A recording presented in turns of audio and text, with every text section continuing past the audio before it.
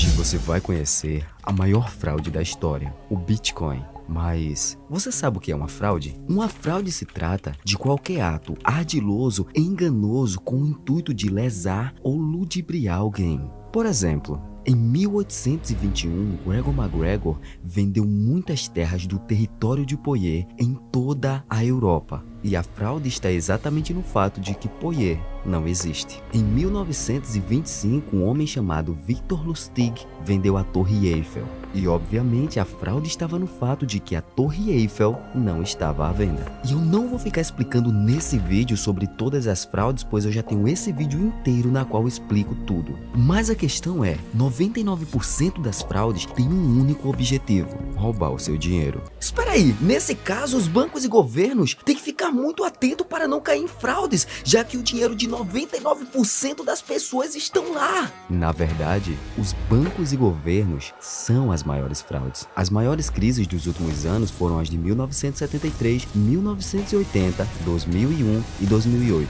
Então vamos falar da última, a de 2008. Imagine que você tem R$1 milhão.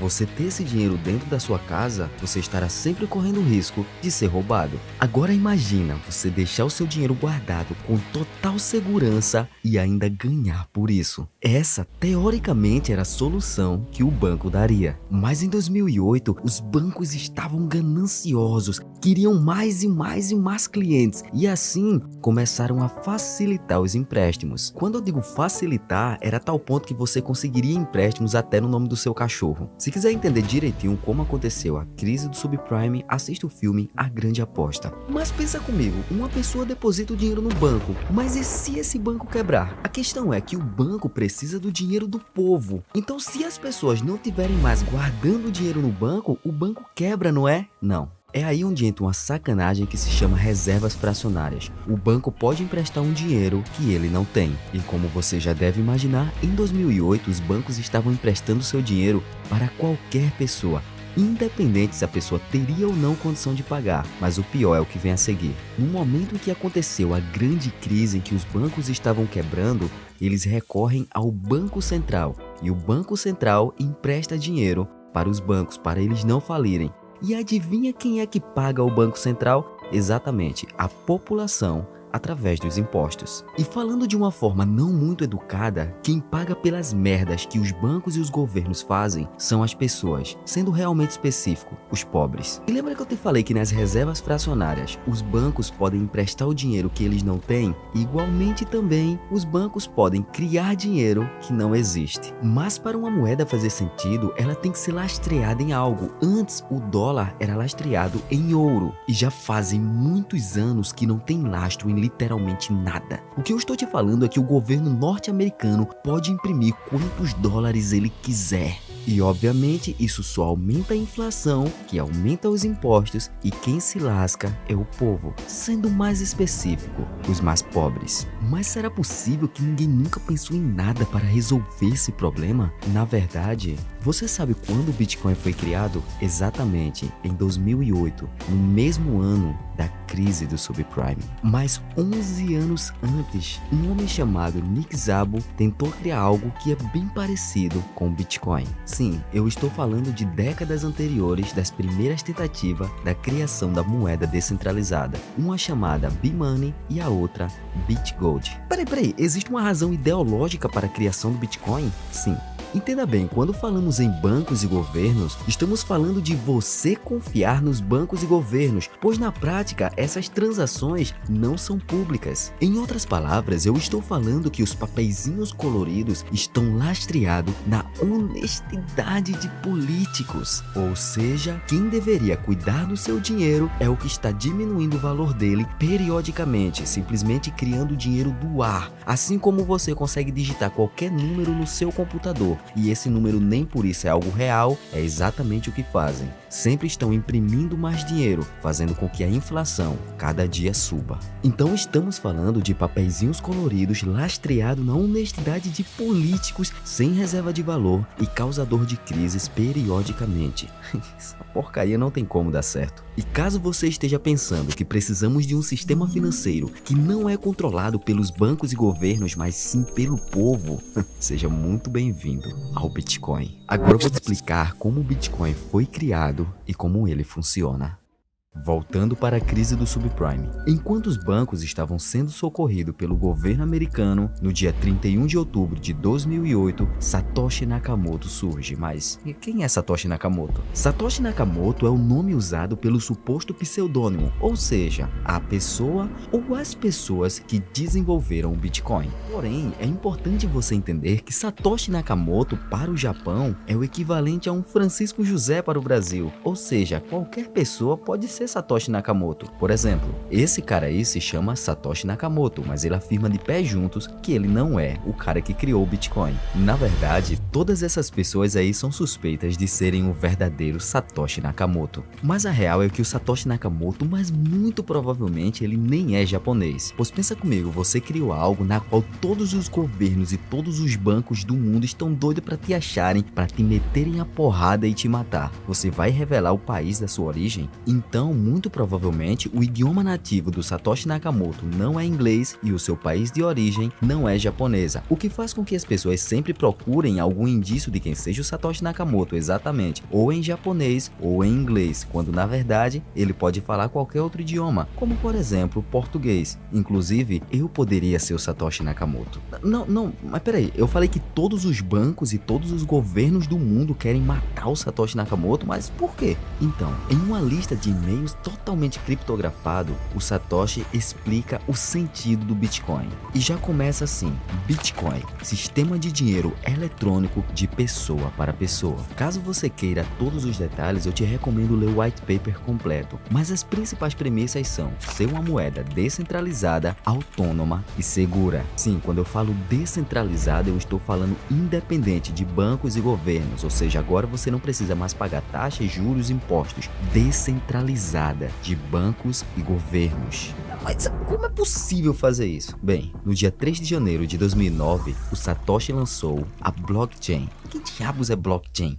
Blockchain significa corrente de blocos. É como se fosse um livro público imutável que facilita o registro de transações e rastreamento de ativos em uma rede. Só que diferente dos bancos, blockchain é realmente seguro, pois se alguém tentar alterar uma letra ou um número de um bloco, irá afetar todos os demais. E como as transações acontecem de forma pública, não tem como você manipular. Eu vou te explicar melhor. Até aqui você já entendeu que o Bitcoin não tem um servidor centralizado. Então eu estou falando literalmente que o Bitcoin usa o sistema de banco de dados descentralizado. Eu sei que parece escroto banco de dados descentralizado, mas o blockchain utiliza um sistema chamado full node. Ou seja, full node significa vários nodes, ou seja, são nodos com a lista de todos os usuários do Bitcoin e quanto possuem de Bitcoin. E caso você esteja pensando, peraí, então todas as transações que eu faço fica exposto? Não aparece o seu nome ali. Criptografia, criptomoeda, tudo fica criptografado. Ou seja, seria necessário ter a sua senha para ligar aquela conta com a sua pessoa. Ok, então vamos simplificar. Para evitar que os seus saldos sejam alterados, se usa a tecnologia da blockchain, que significa cadeia de blocos. Toda nova informação é registrada com a criptografia dos blocos anteriores. Isso significa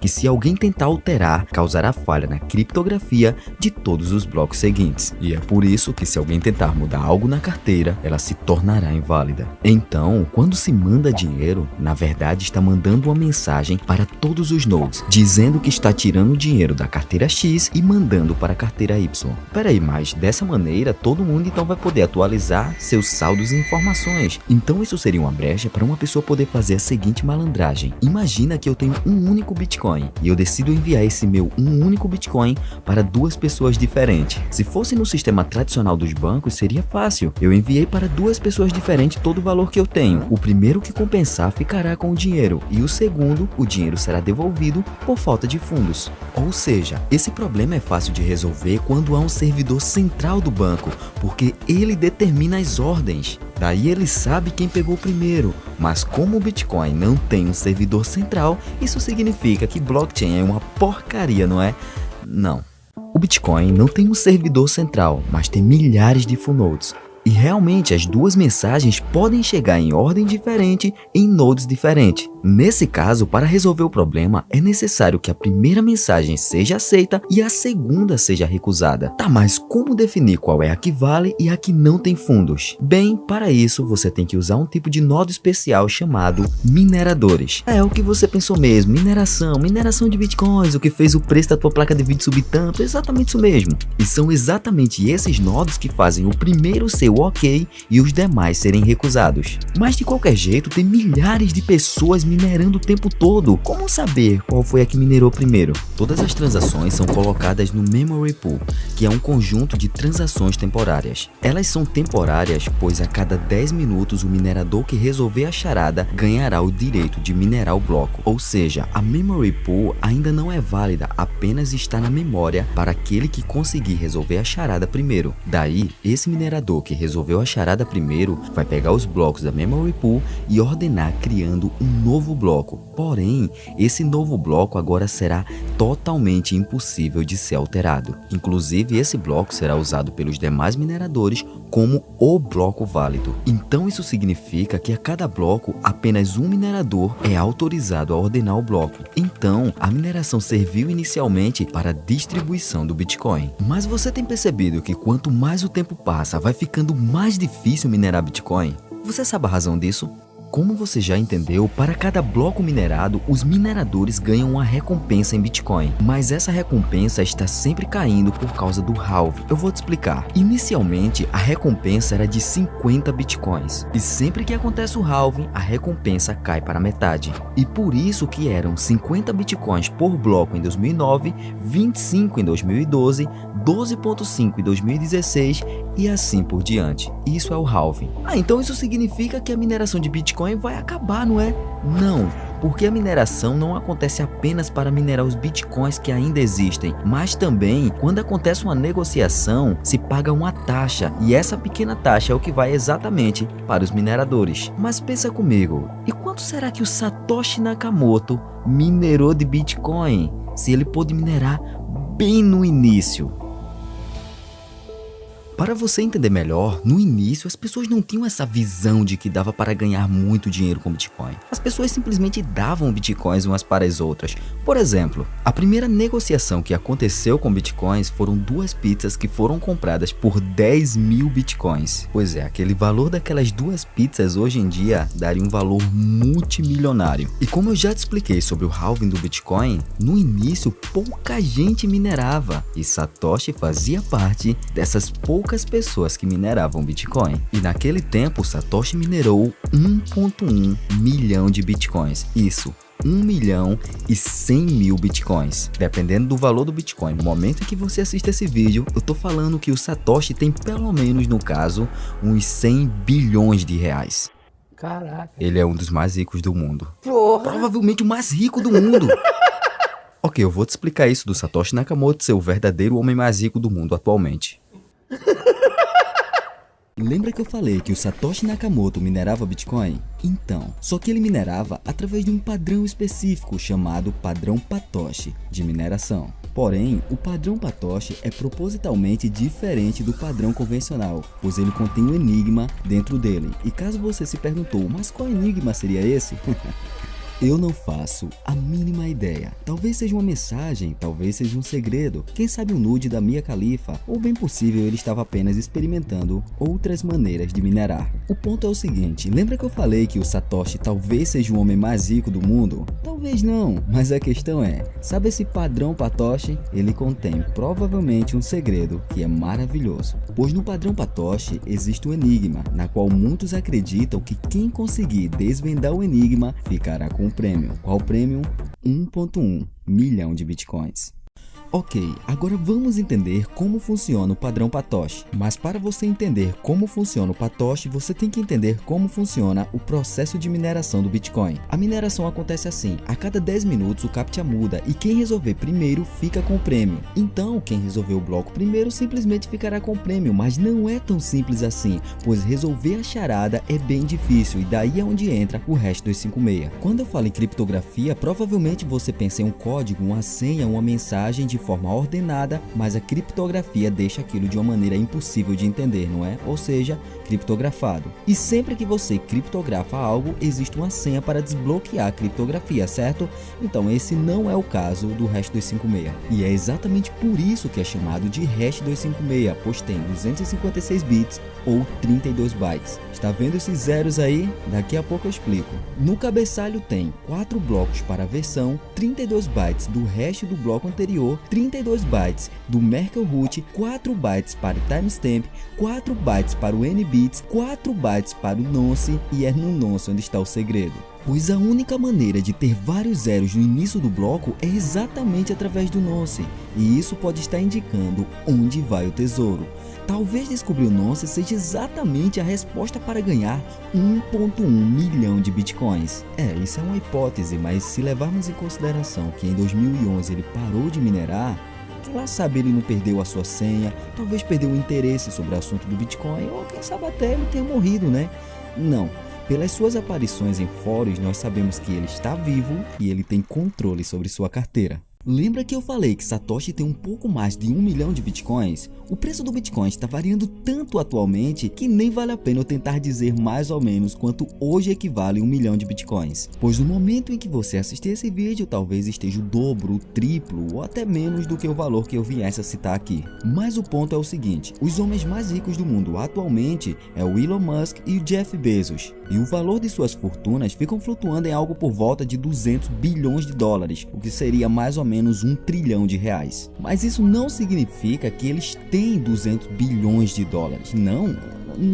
Pois existe uma diferença gigante entre o valor de mercado da sua empresa e o dinheiro que está no seu bolso. Por exemplo, você que está assistindo esse vídeo é milionário, e eu estou afirmando, mesmo sem te conhecer, eu estou afirmando, é exatamente isso, você é milionário e eu vou te provar. No mercado negro, um fígado custa algo por volta de 157 mil dólares e um coração 119 mil dólares. Ou seja, somente o seu fígado e o seu coração já vale mais de 200 mil dólares, ou seja, mais de 1 milhão de reais. E caso você tenha pensado, mas eu não vou vender o meu fígado e o meu coração para embolsar esse dinheiro. Realmente, isso é lógico, você não vai fazer isso. Mas a Forbes calcula a fortuna dos mais ricos do mundo considerando o preço de sua casa, de suas roupas, de valor de mercado da sua empresa, mas o valor de mercado da empresa não é tão real quanto tendemos a acreditar. Por exemplo, em uma entrevista, o Cristiano Ronaldo negou a Coca-Cola e decidiu tomar água. Assim, as ações da Coca-Cola caíram 4 bilhões de dólares. Então, quando a Forbes diz, por exemplo, o Elon Musk acabou de ganhar 1 bilhão, na verdade o que ele quer dizer é que alguma de suas empresas teve uma valorização e com isso o seu capital dentro daquela empresa, o equity dentro da empresa se valorizou. É como se de repente alguém construísse um shopping bem na frente da sua casa. A sua casa passou a ter um maior valor de mercado, mas não necessariamente isso significa que isso foi mais dinheiro para o seu bolso. E lembra a lógica que eu falei que você tem mais de 1 milhão de reais no seu próprio corpo? Mas você não vai vender os seus órgãos para embolsar o dinheiro, pois você morreria, certo? O mesmo também acontece quando grandes investidores, Elon Musk, Jeff Bezos, decidem tirar as suas ações. O valor de mercado da empresa cai. Então Elon Musk jamais conseguiria tirar 200 bilhões, pois o valor de mercado estaria caindo antes disso. E é aí onde entra a parte interessante. Segundo algumas previsões, o Bitcoin vai valer 1 milhão de dólares. E agora, se você fizer o cálculo, 1 milhão vezes 1,1 milhão, isso vai dar 1,1 trilhão. Ou seja, o Satoshi Nakamoto teria 1,1 trilhão de dólares. Mas realmente é possível o Bitcoin ter o valor de mercado de 1 milhão de dólares? Daqui a pouco vamos chegar nessa parte. Mas a questão é, quem descobrir e quebrar o código Patoshi terá 1 trilhão de dólares. É claro, talvez esse código seja apenas uma coincidência, mas se o Patoshi for realmente um caça ao tesouro, quem descobrir o padrão será a pessoa mais rica do mundo e uma das mais ricas de toda a história. E caso você esteja pensando, espera aí, então existem pessoas que ficaram milionárias ou talvez até bilionárias com criptomoedas e talvez sejam anônimas? Você já se perguntou quem deve ser a pessoa mais rica que ficou rica com criptomoedas, ou seja, o maior bilionário das criptomoedas? Em janeiro de 2008, com apenas 25 anos de idade, um jovem chamado Sam Bankman-Fried, também conhecido como SBF, tinha acabado de sair de Wall Street. E ele percebeu uma oportunidade no mercado financeiro de fazer muito dinheiro. Ele percebeu que, devido ao entusiasmo dos investidores locais, havia uma diferença de preço do valor do Bitcoin nos Estados Unidos e no Japão. E eu estou falando de uma diferença de 10% do valor do Bitcoin, ou seja, perfeito para operar, fazendo arbitragem. E para piorar a loucura, no mercado coreano a diferença era de 30%. O que eles chamavam isso de Kimchi Premium. Não me pergunto o que é, não faço a mínima ideia. E como o SBS entende de mercado financeiro, ele calculou até o seguinte: se viajarem para Seul, capital da Coreia, levando várias pessoas, ainda sai barato comparando com quanto vamos ganhar. E caso você tenha pensado, mas por que diabos ele faria isso? Simples, para comprar o Bitcoin diretamente em Seul. Ok, mas toda a fama do SBF está na verdade no mercado japonês, que foi onde ele logo começou a operar arbitragem em larga escala. E caso você não esteja entendendo o que seria essa arbitragem que eu estou falando, eu vou te explicar de uma maneira muito simples o que seria arbitragem. Imagina que você pode comprar o Bitcoin a $10.000 e vender o Bitcoin a $11.000 em outro lugar, simplesmente porque um lugar está negociando a um preço e o outro lugar está negociando a outro preço. É exatamente isso, arbitragem. Vamos pegar uma lógica diferente. Imagine que você compra um iPhone 13 por R$10.000 e vende para outra pessoa por R$11.000. Ok, agora que você entendeu como funciona a arbitragem, vamos entender a aplicação do SBF. Após descobrir essas oportunidades incríveis, o SBF começou a agir da seguinte maneira: a execução era de larga escala, mas o FBF precisava de pessoas para auxiliá-lo. E assim, ele criou uma empresa chamada Alameda Research em Berkeley, na Califórnia. E daí, ele incluiu alguns pequenos bancos em áreas rurais do Japão e usava a arbitragem com prêmio regional, fazendo assim algo por volta de $25 milhões por dia. Inclusive, o próprio SBF disse o seguinte: pode contar, esse é o negócio mais louco que eu já vi. E assim, a fortuna do SBF passou de $10 bilhões, se tornando o maior bilionário das criptomoedas. Alguns acreditam que a sua fortuna é de $24 bilhões, mas eu não encontrei nenhum dado que comprove fechado de que realmente é isso. Mas todos concordam que com certeza passa de $10 bilhões. Então ele é bilionário com criptomoedas e ponto final. Não, peraí. O maior bilionário das criptomoedas, ele ficou bilionário fazendo trade então. Exatamente. O SBF, basicamente, por entender de mercado financeiro, percebeu um detalhe aonde ele poderia ganhar muito dinheiro e aproveitou o momento. Então, o SBF não fez um buy and hold com Bitcoin, seguiu os princípios fundamentalistas do... Não teve nada disso. Lembra que eu falei que é possível o Bitcoin chegar a $1 milhão? Então, tem um erro nessa frase, porque aqui eu estou atrelando o valor do Bitcoin ao dólar. Mas na verdade, um Bitcoin vale um Bitcoin. Eu vou te explicar o que significa essa frase. Conheça o Daniel Fraga, o pai dos libertários brasileiros, o cara que desafiou o Estado, e ele fará você entender a ideologia do Bitcoin. Então, quando eu falo que o Daniel Fraga é libertário, o que eu estou dizendo é que ele é anarcocapitalista. E caso você não saiba o que é um anarcocapitalismo, eu nem preciso te explicar na teoria. Entenda o que o Daniel Fraga fez e você entenderá. Sonegar é preciso, e eu vou explicar para você por que nesse vídeo. O tal crime de sonegação nada mais é do que mais um crime sem vítima. Porque dizer que o sujeito que se recusa a ser roubado, ou seja, pagar impostos para o Estado, está cometendo um crime, é o mesmo que você dizer que o sujeito que se recusa a ser roubado por um ladrão, né, está cometendo um crime. Não tem lógica.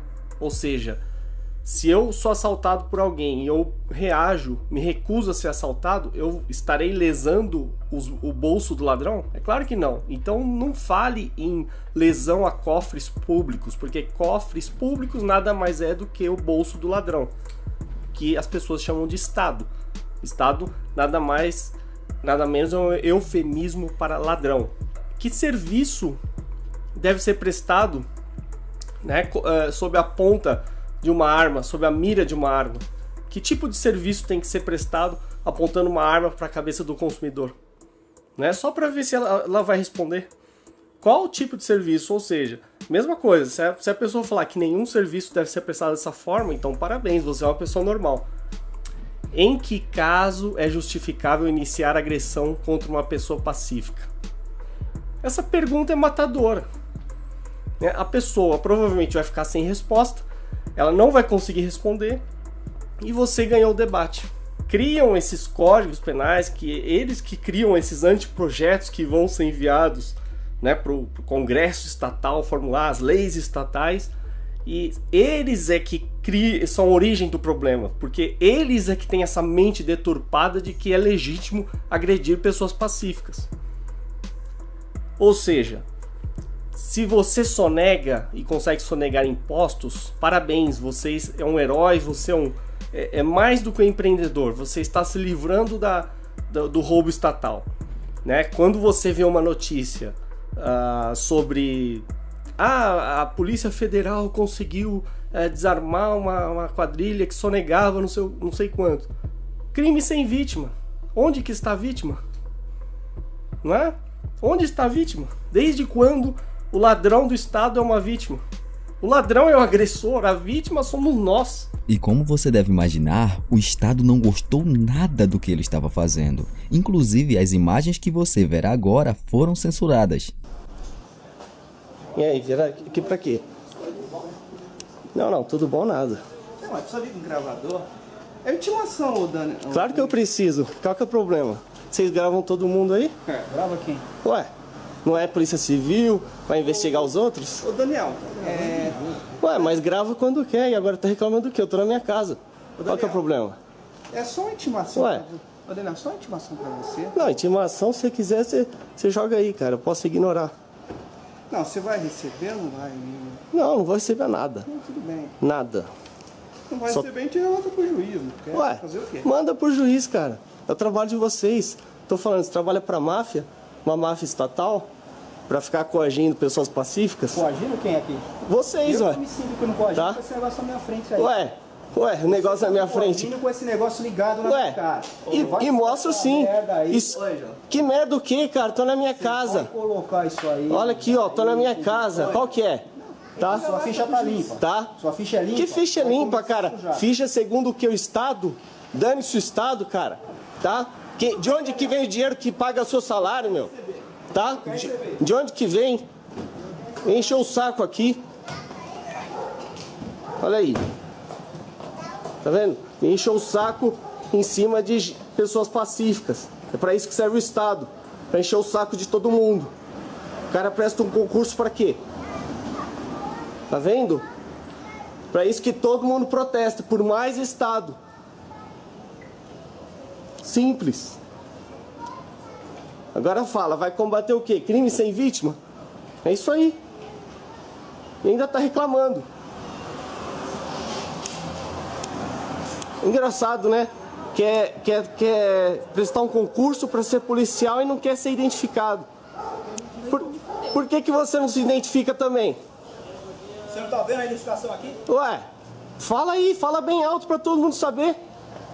Acho que foi pintado esse carro aí. Tá? Não é questão de ser pintado, fala seu nome, fala tudo. Fala tudo. Não te interessa? Ué, você não é funcionário público? Não é pago com dinheiro público?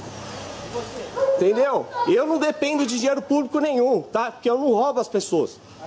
Tá? Olha lá, arma na mão, né? Arma na mão. É isso aí. Parabéns, fazer parte da máfia estatal, isso aí.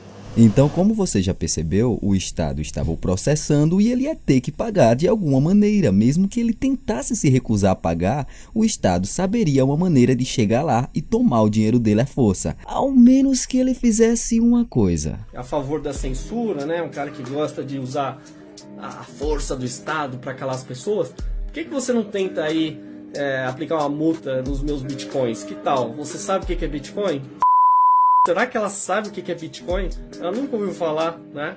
Então, pode tentar piorar, pode tentar fazer o que quiser, vocês nunca vão receber um centavo. Eu vou estar aqui para dar risada cada vez que vocês tentarem. Basta uma ordem judicial para tirar um conteúdo, sendo que esse vídeo né, ou os vídeos que eu já fiz já foram copiados por muitas pessoas, eu incentivei a copiar. Então não adianta vir me processar, não adianta mandar tirar, porque eu só vou dar risada da cara de vocês. Caracas.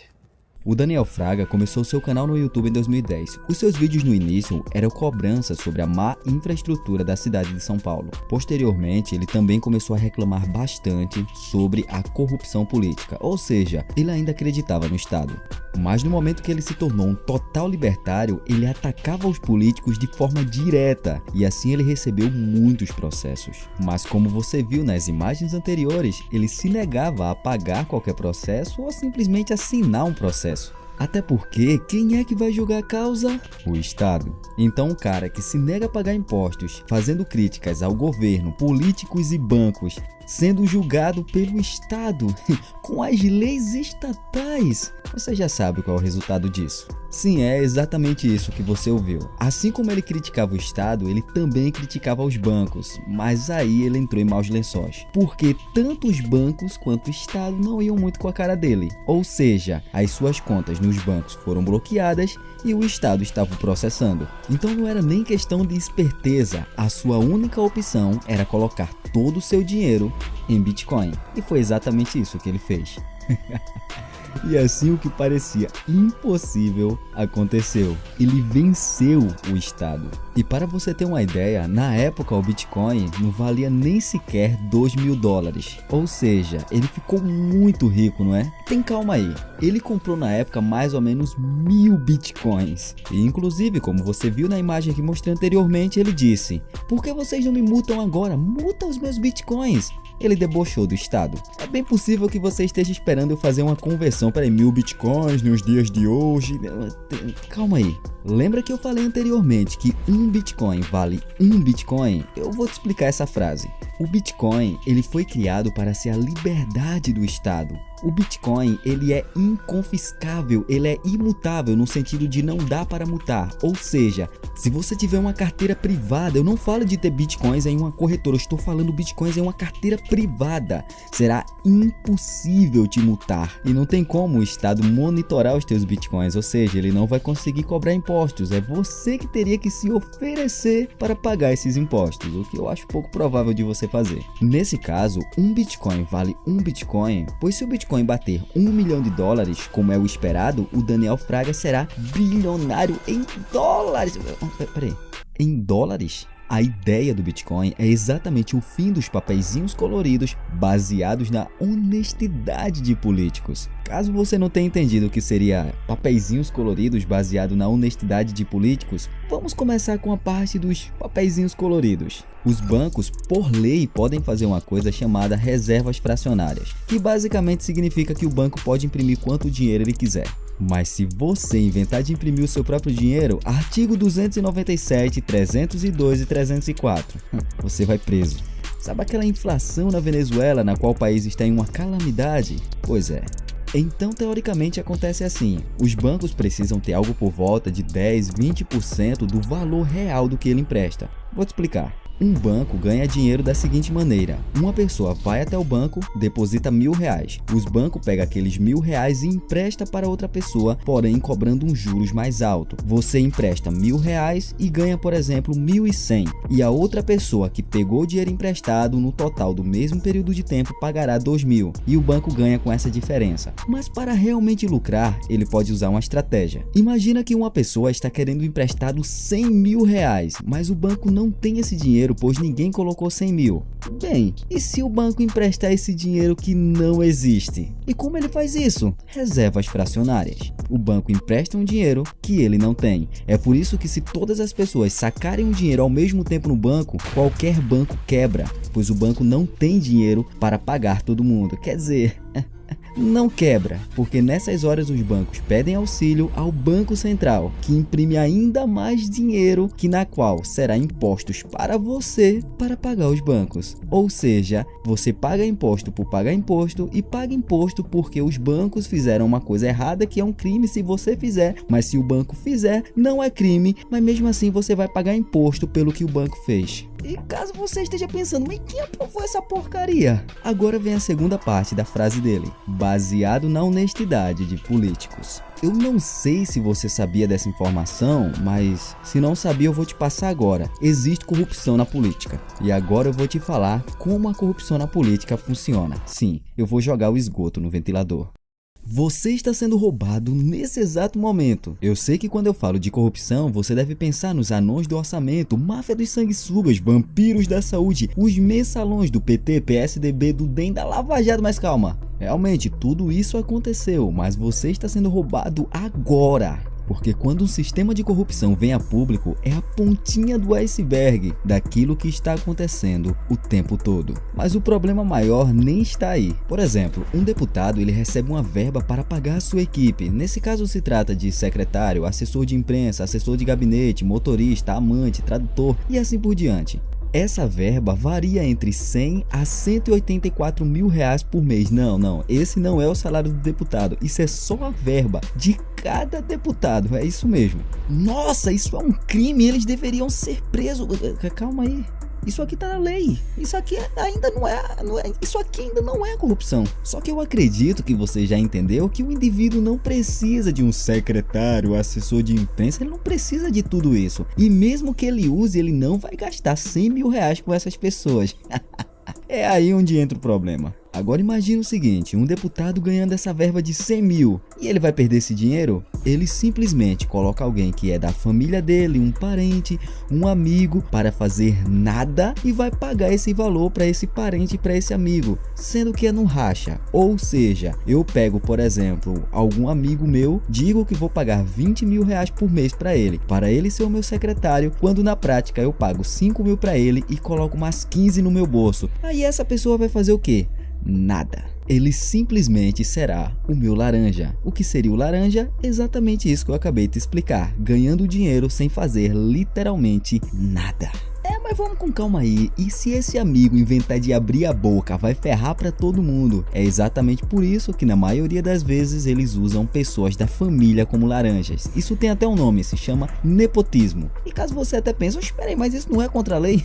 É por isso que se chama corrupção. Ah, cara, mas aí é fácil de perceber, porque se um cara é deputado e ele começa a contratar as pessoas da própria família dele, é nítido que ele está contratando por causa disso. Então, mas aí você pode fazer o nepotismo cruzado. O que seria isso? Por coincidência, um amigo meu de infância se candidatou a deputado e também venceu, mas ele é de outro estado. Que interessante! Então que tal fazermos assim? A família desse meu amigo é que vai ser os meus laranjas e a minha família os laranjas dele. Perfeito, não tem como descobrir. Pois é, isso se chama nepotismo cruzado. E caso você esteja pensando que muitas pessoas já foram presas por esse crime, pois é, o nepotismo cruzado ainda nem é considerado crime. Mas por que será, hein, que nunca aprovaram uma lei na qual o nepotismo cruzado passa a ser considerado crime?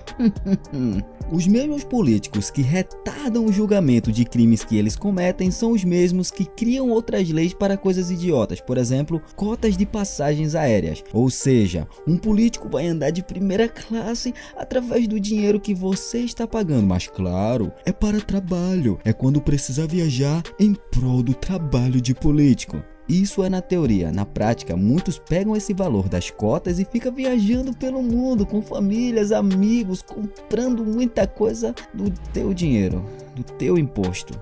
Ah, mas com certeza tem políticos que é contra tudo isso de corrupção e tenta de alguma maneira criar leis para acabar com essa palhaçada. Sim, verdade. O problema é que eu falei alguns políticos. Entenda bem, sabe aqueles 100 mil da verba de gabinete que o deputado recebe? Ele não é obrigado a receber esse dinheiro. Ou seja, se ele não utilizar todo o dinheiro, ele pode simplesmente devolver. E você acha que vão devolver? Bem, alguns realmente devolvem. E é aí onde entra o problema. Porque imagina um político tentando ser honesto na política, irmão. Ah, mas não tem nada de errado nisso. Não tem nada de errado diretamente. Pega o contexto. Imagina os deputados querendo fazer nepotismo cruzado, mas tem um maldito deputado que não só não faz o nepotismo cruzado, como está devolvendo dinheiro, o que fica no mínimo estranho, porque como é que esse deputado sobra tanto dinheiro e dos outros não? Mas não para por aí.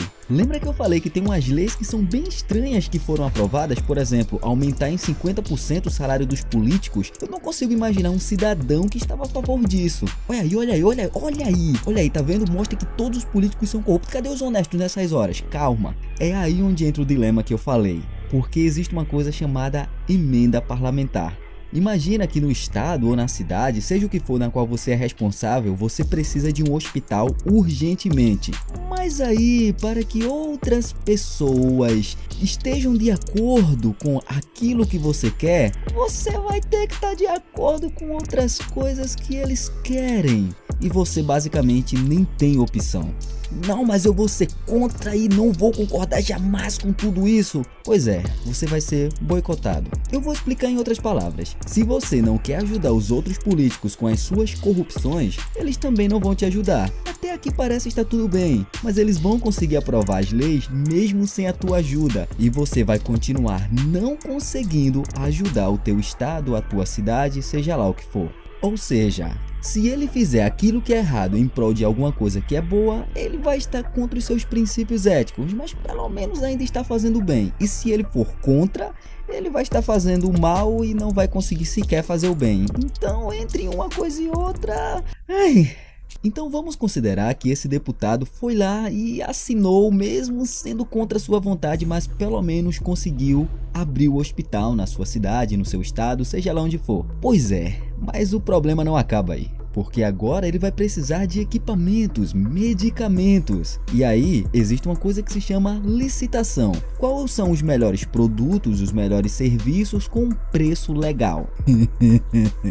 Acho que você já entendeu que não é assim que rola, né? Imagina o seguinte, precisam comprar vacinas para a sua cidade. Cada vacina custa R$1, mas tem outra fabricante que produz uma vacina bem porcaria que custa R$10. Basicamente vão entrar em um acordo na qual vão pagar para essa fabricante R$2, o dobro do preço em cada vacina, mas eles vão mostrar no papel que pagou R$10 por cada vacina. Sendo assim, quem fabricou as vacinas vai ganhar mais dinheiro e os políticos também, mas a população vai estar usando uma vacina que tem menos eficácia ou quem sabe até que nem funciona. E caso você ache que é um grande gasto público um deputado ganhar mais de 60 mil por mês, mais subsídios e cotas, ok, os salários dos parlamentares consomem mais de 558 milhões, mas de corrupção política o Brasil gasta mais de 100 bilhões por ano. Agora você está entendendo a ideologia do Bitcoin? Um Bitcoin vale um Bitcoin, pois a ideia do Bitcoin é não pagar impostos para o Estado.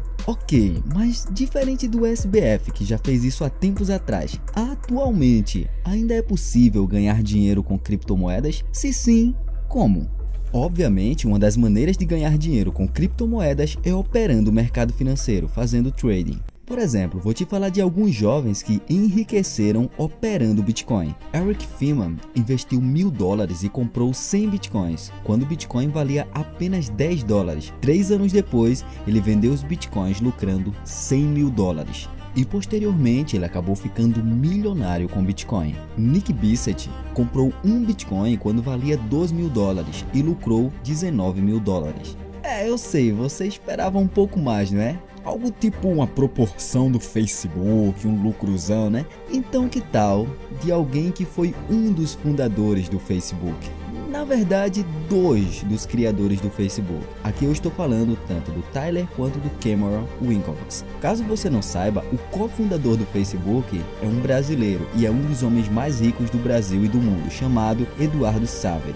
A criação do Facebook, embora sempre assimilemos Facebook com Mark Zuckerberg, não foi apenas do Mark Zuckerberg. Inclusive, o brasileiro Eduardo Saverin processou Mark Zuckerberg, assim como o Tyler e o Cameron. Se você quiser entender mais a respeito disso, assista ao filme chamado The Social Network, ou em português, A Rede Social. Mas a questão é, o Tyler e Cameron processaram Mark e venceram o processo ganhando 65 milhões de dólares. E assim, em 2012, eles investiram o dinheiro em bitcoins. Claro, receberam muitos deboches, mas 2 anos depois, eles se tornaram os primeiros bilionários em bitcoins. Outra maneira de ganhar dinheiro é através da mineração. Mas como você sabe, todos os anos o valor que você ganha minerando Bitcoin se torna menor por causa do halving do Bitcoin, como eu já expliquei anteriormente.